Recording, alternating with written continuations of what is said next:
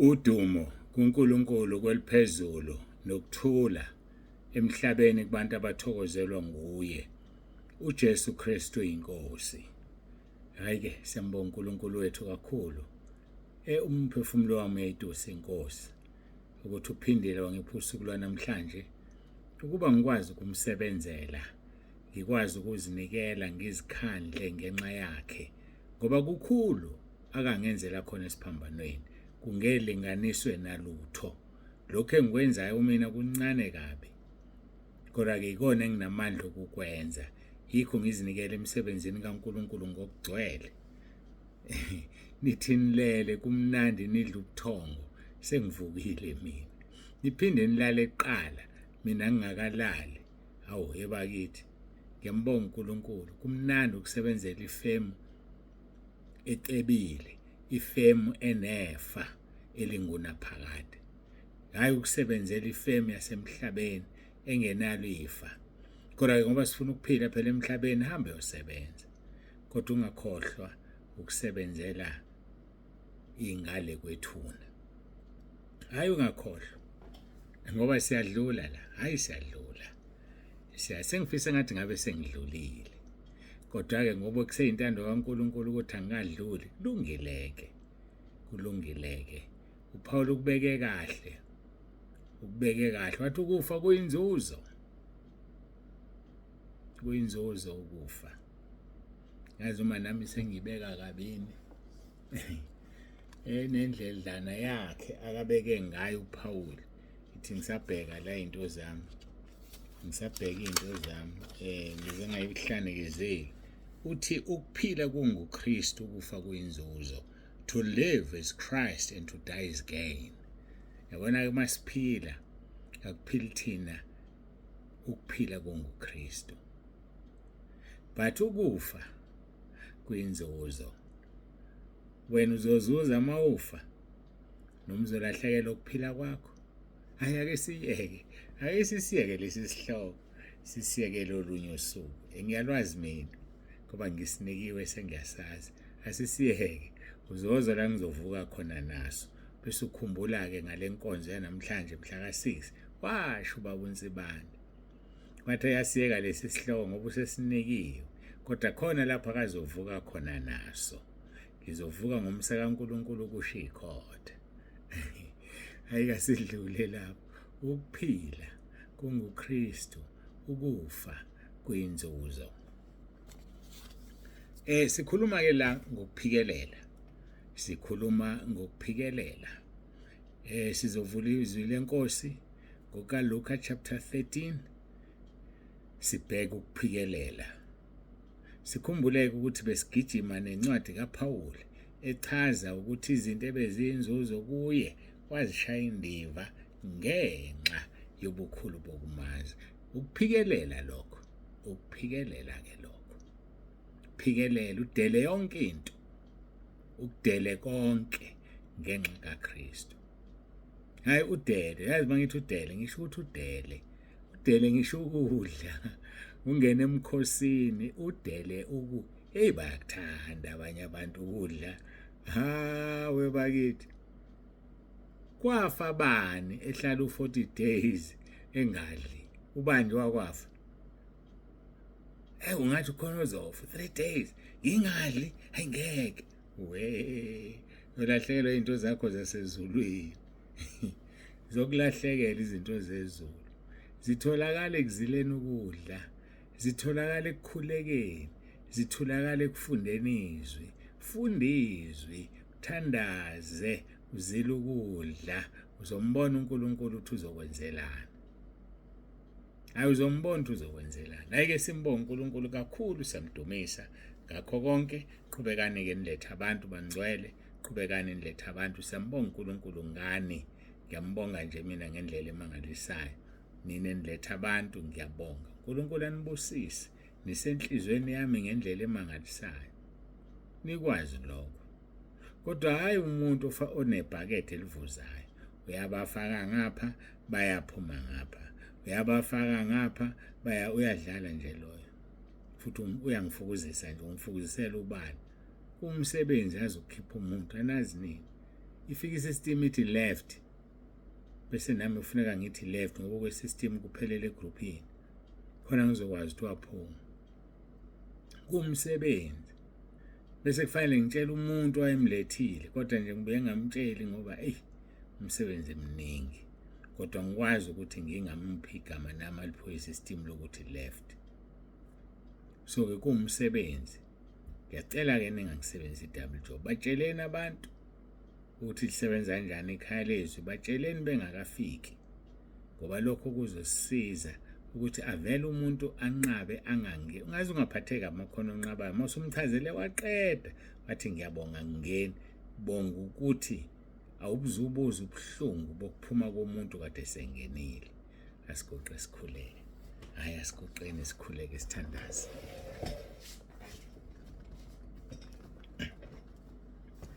Baba wethu ongcwele uNkulunkulu wethu nomusa siyabonga ukuthanda kwakho siyabonga kuhlangana futhi ngalendlela siyabonga siswela umlomo nezinto esingazenza ukuzobona ukuthi siyabonga kodwa kusijabulisa ukuthi uyabona ekujuleni kwenhliziyo ukuthi siyabonga iba nathi ngomoya wakho engcwele ucacisa izwi lakho lokuphikelela ngoba sisesikhathini la kufanele siphikelele khona lapho zikhona izinto ezinye zazo zinhle ezinye zazo zimnandi kodwa zingezesikhashana thina singabheki okubonwayo kodwa okungabonwayo ngoba okungabonwayo kuyingona phakade uJesu Kristu inkosi amen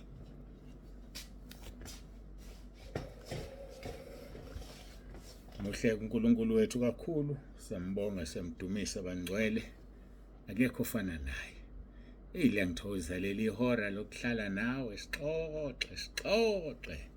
sixoxe ngendaba zasezulwini ngoba kufanele sinako kwaphezulu lapho uKristu ekhona ehlezi ngakwesokunene sikaNkulunkulu sikhohle yonke lento la emhlabeni hayaza sikhohlweni bafowethu mina ngithi asikhohlweni khohlwa ngoba injabulo esikhashana yazi ukuthi injabulo esikhashana aweneli futhi cha eqedeni kokujabula usuyafuna futhi qeda ukujabula hawu kahleni bakithi ake sikholwe inkosi uJesu sineliswe okholwa yimi njengokusho kombhalo lesini sakhe kokobhoza imfula yamanzi aphila ake sikholwe saneliswe uyeke ukukholelwa entweni engakwenelisi hawu hayi angeke asiye Luka chapter 13 siqala ukufunda verse 22 wayesedlula wahamba imizi ngemizi nemizana ngemizana efundisa eqonde eJerusalema umuntu othile wayesethi kuye Nkosi bayingcosana abasindiswayo na ngiyithanda lento kaJesu yokuthi athi uma eya endaweni ethile bese bethola inhlanhla abasendleleni ekuyeni kwakhe lapho ngoba batholakala ukusizakala emphefumulweni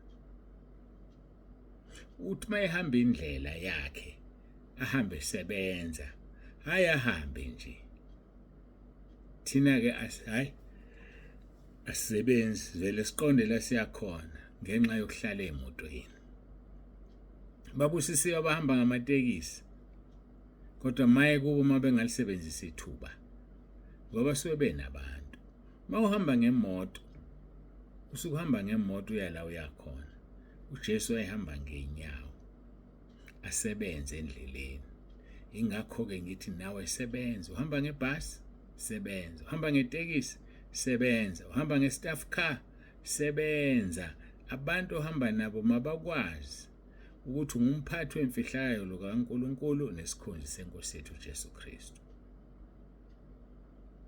wayehamba ke wayesengena imizi ngemizi nemizana ngemizana wayesethi omunye ebona lokho kwenzakala sona senkosini uJesu kwakwenzeka ashumayele emaqede kuphenduka abancane abaningi bengaphenduki Nkosi bayingcosana abasindiswayo na wathi kubo phikelelana ukungena ngomnyango omncinyane ukuba ngithi kini abaningi bayakufuna ukungena bahluleke phikelelana isikhathi sokungena ngomnyango omncane ilesisila emhlabeni ngoba mawungenile usela emhlabeni uyongena kwelizayo.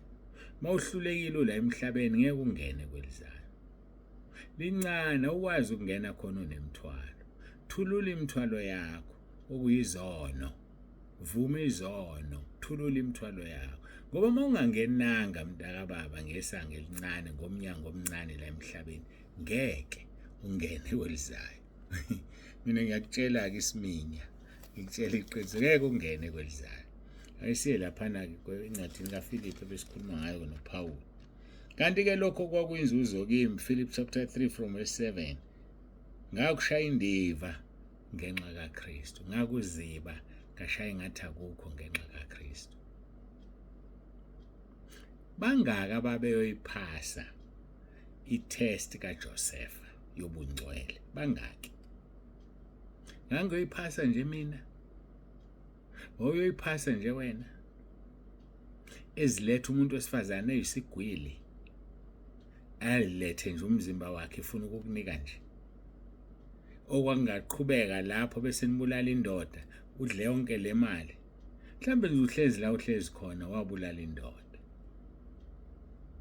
Wathatha zonke imali waya kule osuhlezi naye. Mhlambe uhlezi la uhlezi khona nje wabulala unkosikazi wakho esebenza. Wathola imali, udla imali ke manje nomunye. Yikho izinto zingakulungeli nje. Iyaphela nale mali. Siqalekiso. Owazithwesa sona. Balekela kuJesu. Ngeke ukuthola ukuphumula uze ufike kuJesu. Ayikho indawo uzothola kuyona ukuphumula. Ngeke ukuthola ukuthula, peace, ngeke. Balekela kuJesu ukuze uthole ukuthula. Balekela nje enkosini uJesu uzokuthola ukuthula. Akutholakali mawungabalekelanga khona. Uthi ke kuverse 8, yebo impela konke ngikushaya indiva ngobukhulu bokumazi uKristu Jesu inkosi yami. Inkinga asibazi ubukhulu bukaJesu. Ngoba ubukhulu bukaJesu obuzokwenza uyeke izinto. Ubusubona ukuthi lento obambezela ngayo ayilutho kunobukhulu bukaJesu. Ake sifundeni ngaye.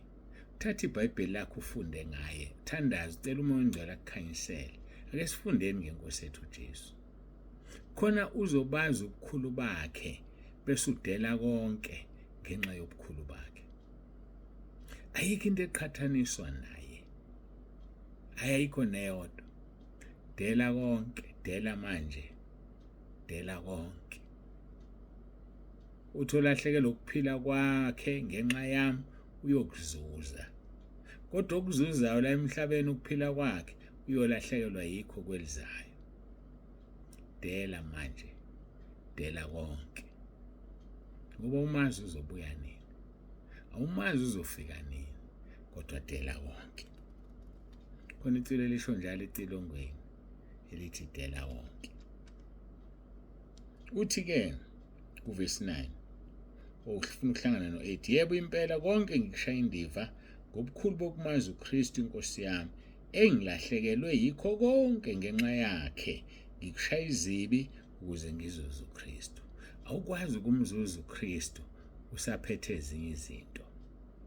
Awukwazi ukumzuza uKristu usenethemba lezinye izinto. No, ngeke ukwazi. Awukwazi futhi ukushumayela uKristu usaphatha amakhathakhatha. Yawazi amakhathakhatha? Amakhathakhatha. Khona abantu abaphatha amakhathakhatha. Mina ngiyakutshela, awukwazi ukushumayela uKristu ephila usaphatha amakhathakhatha. Yini amakhathakhatha? Imithi. Imithi. Mangithi imithi angisho mina ukuthi ezizulu kuphela. Into ewumuthi nje. Into ewumuthi nje. Uma usanikeza abantu umuthi, usanika abantu iphilisi, usanika abantu amanye amathemba ngaphandle kukaJesu, uyamphika uJesu, ungumphika uKristu wena. Ungumphika uKristu. Angidlule lapho, kodwa ungizwile. Yazi umuntu ongizwile wena. Yeke ukudayisa izinto. Ake ngilinganise ngami nje, ngami. uma ngingaphatha lezi zinto kuthiwa yini official life noma golden thread angizazi nalezi zinto ezilapha izifo emzimbeni. Mawufika wena uthi ucela umkhuleko, mawucabanga ngizokukhulekela noma ngizokutshela ukuthi hayi thenga lento ewukuthi yakwa Golden Products noma thenga lento ewukuthi iyasiza. Wena uze kumfundisi uthe umuntu uzokukhulekela kodwa udayisa izinto zezwe. Ngeke akuhlangani. Ngeke ngibuke nje nala kuma profile picking kugcwele abantu abadayisa izinto eziphathekayo kodwa bathi basindisiwe bayakholwa. Uzofika lo muntu kuwe akutshela ukuthi uphethwe yini amahlala khona. Esikhundleni sokuthi umnikeze uRoma 10:9 umnikeze lokho omhlaba. Uthi uzongena kuliphi izulu wena ngoba uyamphika phela uKristu. Uthi uzama ukuphila ngokuphika yena, uziphilisa ngokuphika yena. Kahleni bakithi. Ngake ngathi ngelinye ilanga ibhizinisi lezimbuzi lokudayisa imbuzi akulona labazalwane. Ukuthi akakuchazelanga ukuthi uzoyenzani kodwa uyazi na ukuthi umuntu othenga imbuzi uyohlabela amadlozi. So umsizile wena mhlawumbe ubezohamba indlela ende eyofuna lembuzi ayithola eduze kuwe ngumntwana kaNkulunkulu. Akusilona ibhizinisi lakho lelo. Ulenza kanjani ungixoxele? Encourage abantu ukuthi bakhonze amadlozi. Kufana naleli business lokuqhina. Leli business lokuqhina angilitholi mina lingelabazalwane, angifuni ukukhohlisa. Ufaka abantu ama-extensions kodwa uyazi ukuthi ayisona. Nginifakelile namhlanje ekseni. Nginifakelile into epractically ke engiyazi kahle siyeke nje ka YouTube. Utholile ubufakazi, omunye ufakazile. Sisanda ukuqala umsebenzi wevangeli ngo-2011 kodwa le nto yenzeka ngo-2012. Omunye umntwana wahamba wayekhaya wadlula khona bamqhina. Hayi ama-extensions ngifuna uyizwe kahle. Waqhina waqeda uhamba olala. Uthe ebusuku lasha ikhanda lakhe wayesha ebusuku. Ngathi wasezwile phela iqiniso esefikile entabeni yendlu kaJehova yabonelela. Uthe mayesha kwafika izwi lathi susa lento esekhanda. Uthi wavuka khona lapho waliqaqa wayeseyalala. Manje ke la ke ku YouTube nibona isimanga ukuthi lezi inwele ziyini zizinyoka kweli kamoya. uNkulunkulu ubuka inyoka nje siqaqela ikhanda lakho. Abese ngawuzwa nomkhuleko wakho. Abese ngakwazi nje ukukusiza. Umsiza kanjani into ogcwele inyoka ekhanda? Ngempela umsiza kanjani? Kwenzekile ke nginifakele lezi izithombe baphuma abantu ekhaya lezwi ngoba bazi abantu ukuthi bafunani. Abazi ukuthi bafunani. Banamathele ezintweni zezwe, banamathele ezintweni esizibonayo. Namanje wangikhuluma nje kule ntshumayelo yami, baphumile kabantu. Hawu uyositshela singaxhuma inwele. Uyositshela ukuthi singayilungisi thina, uyilungisela abantu. Uyilungisela abantu ngempela, awungixoxele. Hayithi uphuma la wena edrobheni, uyazilungisa ushiya indoda la endlini. Baba wekhaya, uyilungisela abantu. Wena futhi okhalayo mase bekunakile abesilisa, kanti wena ofune bakunake. Hayi bazalwane, ake siyeni bamaphiqiphiqi. Indlela yakho ake ikhanye nje. Phila impilo engcwele. Ngeke uyisole usezulwini. Ngoba uzoyisola esihogweni. Ngale kuyijabulisa kwakho kwesikhashanyana. Uzoyisola inguna phakade. Ngiyakutshela mina. Wongibuza. Ubuze baba uSibanda uzokutshela iqiniso. Mawufuna iqiniso nje oza kimi. Phela mina ngiphethwe umnikazi weqiniso. Ngiphethwe inkosi yeqiniso. Ngiphethwe iqiniso uqobo lwalo. Uthi ngiyindlela neqiniso nokuphila. Hayi akekho yakubaba ngaphandle kwami. Iloyo ongiphethe. Ungiphethe emaqedwe wasiyangigibela. Ngimsala ithanda khona. So qaphela ke mntaka baba. Hayi qaphela. Uthi kini kuPaul. Uthi kuPaul, engathi ngafunyanwa kuyena ngingenakho ukulunga okungokwami okuya ngomthetho, kodwa lokho kuya ngokukholwa ngoKristu. Akufuneki ukulunga komthetho, ngoba ukulunga komthetho usubona ngenhliziyo. Uhlezi nje la endlini uyalobiza ubona izinto ongayithatha uzidle, kodwa ngizozidla ngoba nginikwanga. Ukulunga komthetho lo. Kufuneka izinto ohlezi nazo mangezona ezakho ungazihaleli. Uhala nje isono, uhalela into yomuntu, isono leso. Uthi-ke ngokukholwa ngoKristu ngisho ukulunga okuvela kuNkulunkulu ngokukholwa. Verse 10, ukuze ngimazi yena namandla okuvuka kwakhe. Mazi uqolo, wazi namandla okuvuka kwakhe. Amandla okuvuka kwakhe umoya ongcwele. Sengeke ngayikhuluma kaningi athi amandla kaNkulunkulu umoya ongcwele.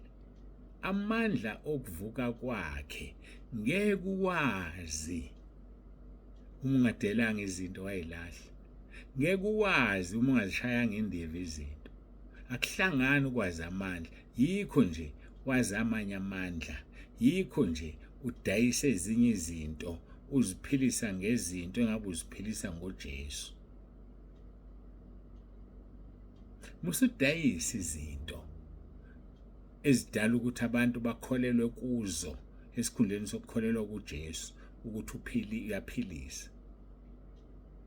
Qaphela. Ukukholwa kuyonto encane, ungakuthathi kancane. Hayi mina ngiyakutshela. Uthi-ke ukuze ngimazi yena namandla okuvuka kwakhe nokuhlanganyela ezinhluphekweni zakhe ngimfuze ngokufa kwakhe. Ngeke umfuze ngokufa kwakhe amandla okuvuka kwakhe ungawazi. Athi umpostoli Paul mayibhala athi umoya awuhlalisa kini owavusa uKristu kwabafileyo uyovusa uphilise nemizimba yenu efayo. Uphiliswa ukuthi kuhlezi umoya ongcwele kuwena. Awuphili ngoba akekho, ungukuphila. He's a life giver. Ungukuphila umoya ongcwele, uyaphilisa. Akakwazi ukuhlala nedimoni elikugula. Izifo phela amadimoni lokho, ukufa nje idimoni. Akakwazi ukuhlala nedimoni umoya ongcwele. Uhlala kanjani umoya ongcwele nedimoni? Kufuneka kuphume yedwa kusalwa yedwa. Kuyophuma idimoni lihambe, kodwa wena uthatha isinqumo noma kuzophuma umoya ongcwele ahambe usale nedimoni. Shaya izinto zibe indiva ngenxa yobukhulu bokumazi. Hayi uzishaye zibe indiva ubukhulu bokumazi uKristu owafa ngenxa yakho, wadela ukuthokoza kwasezulwini. Ukuze ngimazi yena namandla okuvuka kwakhe nokuhlanganyela ezinhluphekweni zakhe ngimfuze ngokufa kwakhe. Ake sigcine la kuverse 10. Ngicabanga ukuthi la bengigcine khona nayizolo, kodwa manje uNkulunkulu engiphindisela emuva, mina ngizothini? Ngoba mawunaka engikusho manje akufani nengikusho izolo, kodwa ngisakhuluma ngamavesi afanayo. Hayi akufani. Indlela uNkulunkulu angisebenzisa ngayo nami angazi, kodwa nje sengafa kufunda ngakwazi. Unginikile izwi, yikho usisekhaya lezwi. Ayunginikile izwi, wona konke lokho okunye akanginikanga, futhi angikuhaleli, futhi angikufuni. Nganelisiwe yizwi, ngoba izwi likho konke liyaphilisa. Ulizwi wayekhona ekuqaleni, ulizwi enguNkulunkulu, ulizwi ekuNkulunkulu. Yizwi-ke lelo. Hayi yabona konke lokho okunye anginandaba mina nakho. Ngiyambonga uNkulunkulu, ngiyamthanda ngoba nginika unqo wevangeli. Asiguqe sikhuleke, simbonge, kodwa masiliphile izwi lakhe, ngoba usenkingeni uma ungaliphili. Uthi kuJohn chapter 12 verse 48, ngeke ngisanahlulela mina, kodwa izwi engilikhulume kini elizonahlulela. Lezi intshumayelo ezilalelayo zizokuhlulela. Ngisho ungaphuma ekhaya lezi uhamba neva, zizokuhlulela. Mina ngisho izinkulumo usuyilalelile, mina ngisho izwi likaNkulunkulu lizokuhlulela. Siyambonga uNkulunkulu, asigoqe sikhuleke.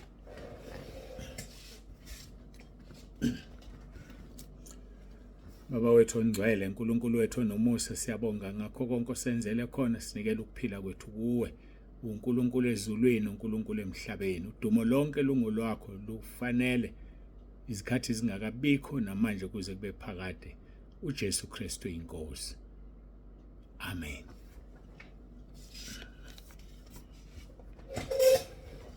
Siyambonga kakhulu uNkulunkulu. Baba uNzibande usiyavalelisa uthi ube nosuku oluhle. uJesu Kristu inkosi.